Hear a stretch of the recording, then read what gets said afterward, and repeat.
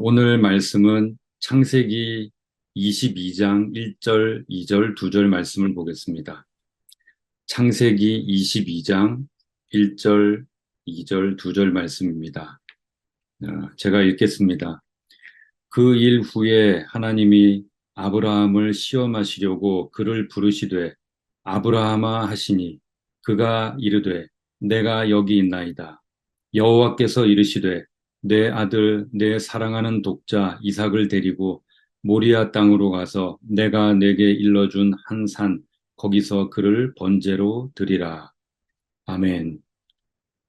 음, 기독교인이라면 잘 아는 아브라함이 그 아들 이삭을 제물로 바치는 그 장면이 나오는 장입니다. 그리고 이제 하나님이 그것을 요구하신 거죠. 뭐 여러 번 여러분들도 이 관련된 말씀 또 설교를 들어보셨을 텐데요. 오늘 다시 이 본문을 가지고 하나님의 은혜, 우리를 향한 하나님의 마음을 여러분들과 나누고 싶습니다. 창세기 12장에 보면 하나님이 아브라함을 부르시죠. 음, 아브라함이 원한 것이 아니라 하나님께서 아브라함에게 약속을 해주십니다. 내가 너로 큰 민족을 이루겠다. 내가 너에게 복을 주겠다. 민족을 이루겠다. 아브라함이 제가 큰 민족을 이루게 해주십시오. 구한 게 아니라 하나님이 아브라함에게 약속을 해주셨습니다. 그런데 그가 가나안 땅에 들어왔는데도 후사가 없고 뭐 별일이 일어나지 않자 아브라함은 자기 집에서 두었던 종 다메섹 출신 그 엘리에셀이라는 사람을 자신의 후계자로 삼으려고 합니다. 근데 하나님께서 이제 15장에서 다메섹 엘리에셀은 내 후사가 되지 못할 것이다. 내 몸에서 날짜, 너의 몸을 통해서 날짜가 있다. 하늘의 많은 별들을 봐라. 내 후손이 그렇게 될 것이다. 하나님께서 그렇게 약속을 해 주셨습니다. 그러나 이제 사라를 통해서는 별 소식이 없어요. 그래서 16장에 보면 첩 하가를 통해서 아브라함은 이스마엘을 얻습니다. 그런데 이후에 창세기 18장에서 하나님이 이스마엘이 아니라 사라를 통해서 내가 아들을 줄 것이다. 그렇게 약속을 하시고 21장에서 정말 어, 뭐 이제 도저히 출산할 수 없는 사라를 통해서 하나님이 이삭을 낳게 하셨습니다. 근데 여기에서 그친 것이 아니죠. 하나님이 하나님의 마음이 이삭에게 있는 것을 이삭을 통해서 하나님의 일을 하시겠다는 것을 나타내기 위해서 하나님은 이스마엘을 떠나보내라고 하셨습니다.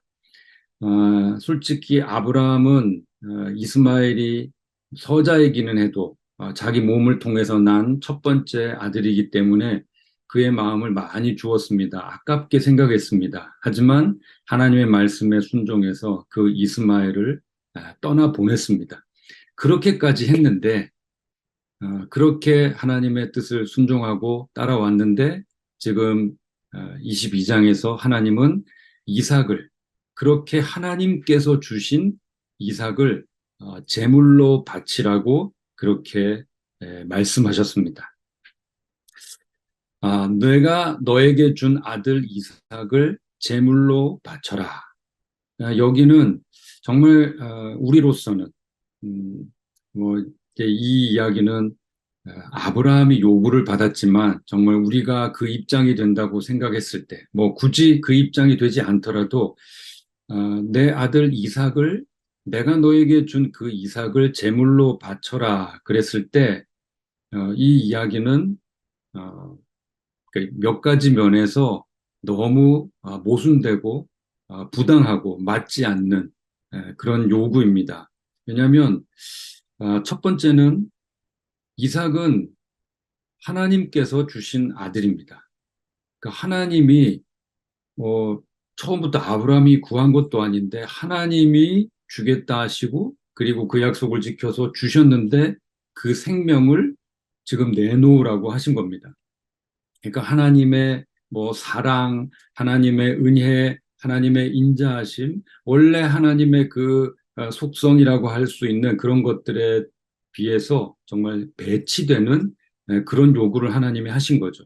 그리고 또한 이삭, 아들, 사람을 제물로 바쳐라 하는 것은 어, 하나님이 참 가증스럽게 여기는 하나님이 싫어하는 그런 형식입니다. 사람을 제물로. 그러니까 인신 제사를 하는 것은 하나님이 원래 아주 싫어하는 가증스럽게 여기고 정말 엄금하셨던 그런 내용인데요. 그러니까 이런 것은 하나님의 선 그리고 하나님의 공의 그리고 기본적으로 하나님의 그, 뭐 이런 것을 떠나서 뭐 인간적인 윤리로서도 정말 생각할 수 없는 그런 나쁜 일이죠. 또 하나님은 내 씨, 그러니까 이삭을 통해서 민족을 이루고 하나님의 일을 행하시겠다고 그렇게 말씀을 하셨는데 지금 그 이삭을 제물로 죽여서 하나님께 바치라고 그렇게 요구하신 겁니다. 그러니까 여러 면에서 지금 하나님의 요구는 기존에 아브라함이 알고 있던 하나님과는 다른 하나님으로 오셔서 지금 이런 요구를 하신 거죠. 그래서 본문에 보면은 하나님이 아브라함을 시험하시려고 했다고 했습니다. 하나님이 아브라함을 시험하시려고. 아브라함은 하나님을 믿습니다. 이제까지 자기에게 다가와 주셨고 신실하게 행해 주셨던 그 하나님을 믿습니다. 그래서 그냥 아브라함이 원래 알고 있던 그 하나님으로 다가오면 아브라함이 시험에 빠지지 않아요. 하나님은 여전히 그 하나님인데 이 하나님이 평소에 그 하나님이 아니라 내가 알던 하나님이 아니에요. 완전히 엉뚱한 하나님이고 너무 이상한 것을 요구하시고 너무 이상한 것을 내가 당하도록 하시는 그 하나님을 만나야 아브라함이 시험을 받는 그런 일이 되는 거죠. 지금 이 장면에서 어, 아브라함은 하나님께서 주신 그 귀한 아들 이삭을 포기해야 합니다. 우리는 아브라함이 이삭을 포기해야 되는 것이 너무도 크게 보입니다. 왜냐하면 하나님이 나에게도 그런 것을 요구하실까 봐. 우리의 감정이 아브라함에게 이입됩니다. 그래서 아브라함이 그 귀한 아들, 노년에 얻은 그 아들을 포기하는 것이 너무도 크고 귀하게 보입니다. 그런데 하나님도 크게 포기하신 것이 있습니다. 그게 뭐냐면 하나님의 속성입니다.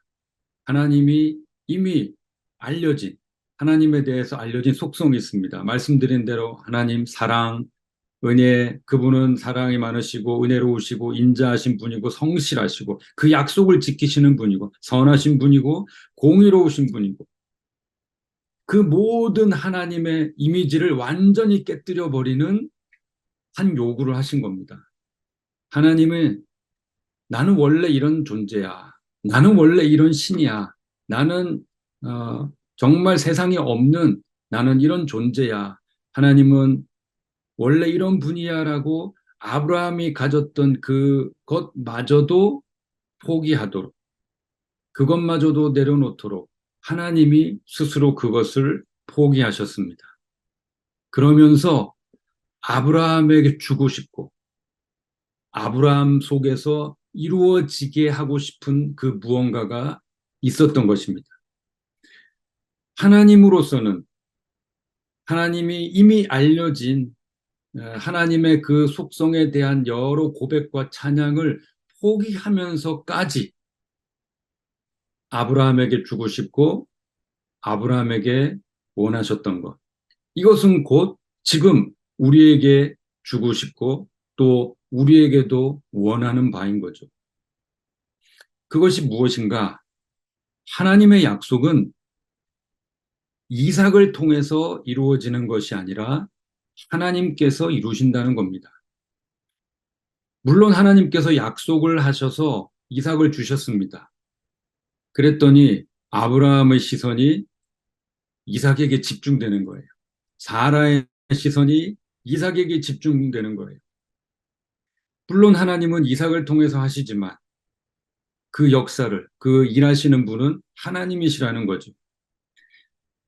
이삭을 통해서 이루어지긴 하지만 그 모든 것을 하시는 분이 하나님이시라는 것을 하나님은 아브라함에게 일깨워주고 싶으셨던 겁니다. 아브라함의 시선이 이삭을 향하지 않고 하나님께 집중하도록. 아브라함의 시선이 아비로서 그 귀한 아들에게 갈 수밖에 없지만 그럼에도 불구하고 이삭에게로 가지 않고 하나님께로 돌려지도록 하나님은 아브라함에게 그 요구를 하셨습니다. 우리가 아는, 우리가 또 자주 부르는 복음성가 가사 중에 이런 게 있습니다. 모든 시선을 주님께 드리고 전능하신 하나님을 느낄 때 세상은 주의 나라가 되고 하나님이 일하기 시작하네. 모든 시선을 주님께 드리고 살아계신 하나님을 느낄 때 내 삶은 주의 역사가 되고 하나님이 일하기 시작하네. 우리 인생에도 전에 내가 알던 하나님이 아닌 것 같은 그런 일을 당하고 그리고 그런 형편에 빠지고 그런 상황에 빠지고 하나님이 그런 요구를 하실 때가 있는 것 같습니다. 왜 도대체 왜 이러실까 할 때 우리가 오늘 이 창세기 말씀을 통해서 어, 어떻게 해야 될지 생각할 수 있는 거죠. 두 가지를 말씀드리고 싶은 건데요. 첫 번째는 내 것이라 여겼던 것. 하나님께서 주셔서 감사했고 늘 그것에 대한 감사가 있고 감사를 하고 있지만 나도 모르게 이제는 내 것이다. 나의 것이 되었다라고 여겼던 것을 내려놓는 거죠. 또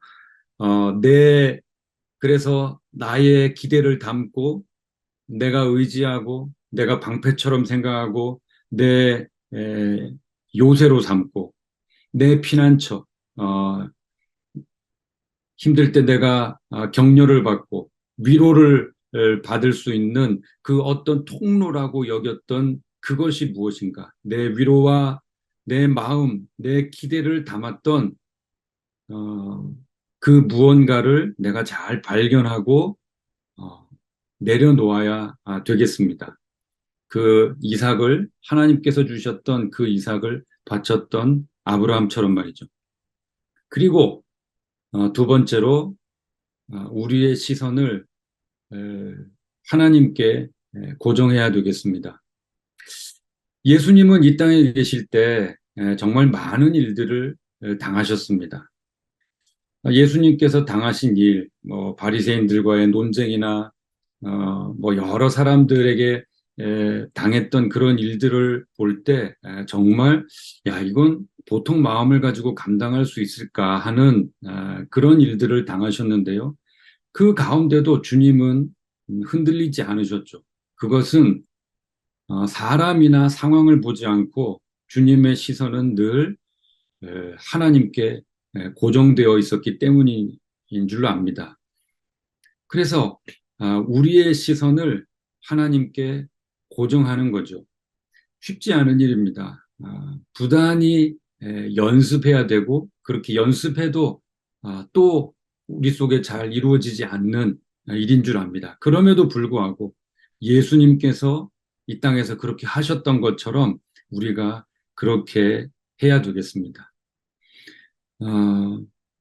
우리가 이 땅에서 참 뭐 우리가 원하는 대로 행복하고 은혜롭게 참 하나님을 찬양하면서 살면 좋겠지만 그러지 못하는 일이 우리 인생에도 찾아오고 생기죠. 그럴 때 에, 시험에 빠지지 말고 시험을 통과한 아브라함처럼 내 것이라 생각했던 것을 내려놓고 내 기대를 내려놓고 내 기대를 담았던 것을 내려놓고 오직 우리의 시선을 주님께 고정할 수 있는 우리의 입술의 고백을 하나님께 고정할 수 있는, 그래서 내 삶이 주의 역사가 되고 하나님께서 일하기 시작하는 것을 볼 수 있는 저와 여러분이 되기를, 또한 규장과 갓비플이 되기를, 여러분들의 가정과 공동체가 되기를 우리 주 예수 그리스도 이름으로 축원합니다. 기도하겠습니다. 하나님, 하나님께서 아브라함에게 이삭을 주셨음에도 불구하고 신실하신 하나님, 사랑의 하나님, 인자하신 하나님, 공의의 하나님, 선하신 하나님, 그 성실하신, 약속을 지키시는 성실하신 하나님, 그 하나님에 대한 그 모든 고백을 포기하시면서까지 아브라함에게 주고 싶으셨고, 아브라함에게 바라셨던 것이 바로 모든 시선을 하나님께 고정하는 일인 줄로 믿습니다. 예수님께서 보여주셨던 그 모범처럼 주님, 우리도 그렇게 살고 싶습니다. 그렇게 살 수 있는 저희가 되게 하여 주옵소서. 하나님, 우리의 시선이 주님께 고정되기 위해서는 우리가 이 땅 살면서 참 예상치 못했고, 어, 정말 하나님에 대해서 고백했던 그 모든 것까지도 흔들리는 것 같은 그런 일들을 우리가 당할 때도 있겠지만, 주여 그럴 때 이 말씀을 생각하게 하시고, 아브라함을 생각하게 하시고, 아브라함에게 그렇게 요구하면서까지 아브라함에게 주고 싶은 것이 있으셨던, 깨닫게 해주고 싶은 것이 있으셨던 그 하나님의 마음을, 하나님의 포기하셨던 것을 기억하고 우리의 시선을 주님께 드릴 수 있는 저희 모두가 되게 하여 주시옵소서. 규장과 갓피플이 되게 하여 주시옵소서. 하나님께서 규장과 갓피플을 한국 교회와 교계를 위해서 참 귀하게 사용하고 계신 것을 고백합니다. 그러나 우리도 모르게 이것이 어느덧 우리의 것이 되어버렸고 우리가 누리고 있는 것이 있다면 주님 겸손하게 내려놓게 하시고 다시 우리의 모든 시선을 겸손하게 주님께 드릴 수 있는 우리 모두 규장과 갓비풀이 되게 하여 주옵소서. 예수님 존귀하신 이름으로 기도드리옵나이다. 아멘.